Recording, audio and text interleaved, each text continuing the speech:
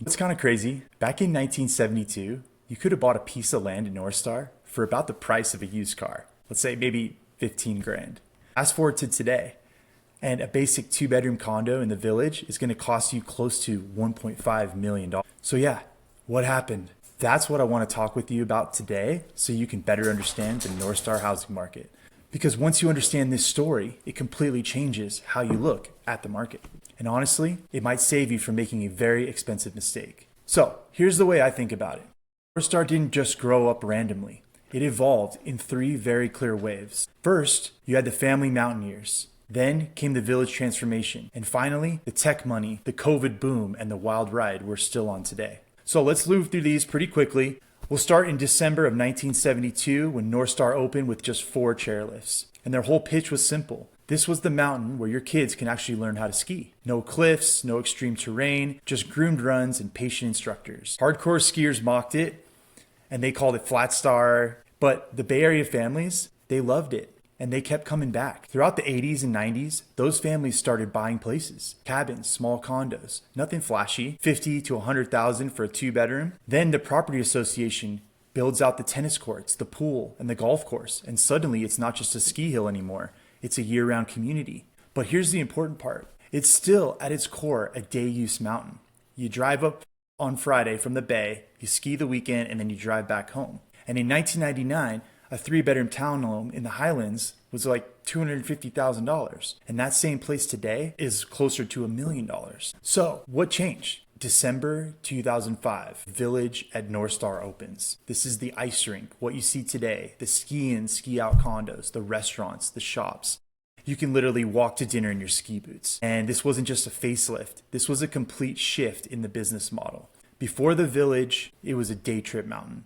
And after the Village, it's a true destination resort. And the real estate market figured that out immediately. Village condos started selling for around $1,200 a square foot. Meanwhile, neighborhoods 5 minutes away, they're closer to $400 a square foot. Same mountain, same lifts, same snow, but that walkability, that was suddenly worth double.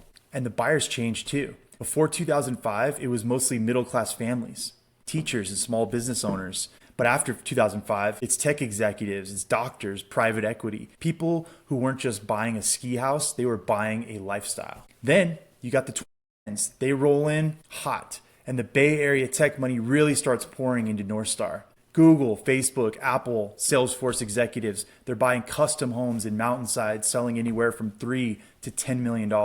At that point, Northstar stops becoming a ski house and it becomes more of a status symbol. But here's the thing, the market was still pretty rational. 4 to 6% appreciation every year. You know, you could negotiate, you can do inspections, you could actually think before buying, and then we all know what happened then. March of 2020, COVID hits and interest rates drop down to 3%. Tech fully goes remote and everyone starts asking the same question. Why am I paying $4 grand a month for a 900 square foot apartment in San Francisco when I could just live in Tahoe? So what happened next was a stampede. Sometimes homes listed on Friday and had 10 offers by Monday, all cash, inspections waived. 50 to 100,000 over asking. A gold bed condo that sat for 40 to 50 in 2019, by 2021, it's 650,000. That's a 40% appreciation in 18 months. Then 2022 shows up. The rates jump to 7% and the frenzy stops. Inventory starts building. Days on market go from 5 to 60. Everyone starts waiting for the crash.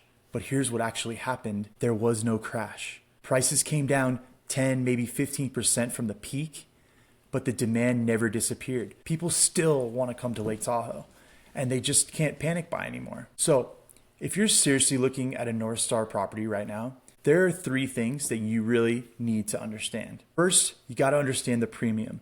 Village properties run about $1,200 to $1,500 a square foot. The surrounding neighborhoods are more like $500 to $700 a foot. That's basically a 2x multiplier for just the walkability. And is that worth it to you? If you want to walk everywhere, maybe it is. But if you're fine with a 5-minute drive, you might be better off banking that extra 800,000. Second is the Epic Pass dynamics matter. Fail sold over 2 million Epic Passes. Weekends at Northstar are packed. If you're buying for yourself, ski midweek. Wednesday morning, 9 a.m. completely different mountain. But if you're buying it as an investment, those crowds are your income. Peak season rents can hit $800 to $1,000 a night. So don't fight the crowds. You can monetize them. Third, you got to think long term. This isn't a flip market. If you're planning a 2-year hold and hoping for a quick profit, you're probably going to be disappointed. But over 5, 10, 15 years, the fundamentals are extremely solid. Limited supply, TRPA restrictions, Vail isn't building another Northstar anytime soon, and the Bay Area, well, it's not going anywhere. This is a hold play. Look, Northstar isn't just a resort. It's a 50-year case study in how lifestyle creates value. What started as a family ski hill is now a billion-dollar luxury market. And if you want to dig into the actual numbers, what neighborhoods are performing, where rental income really works, feel free to reach out. I'm Cleve with Tahoe Mountain Realty, and honestly, I live for this stuff.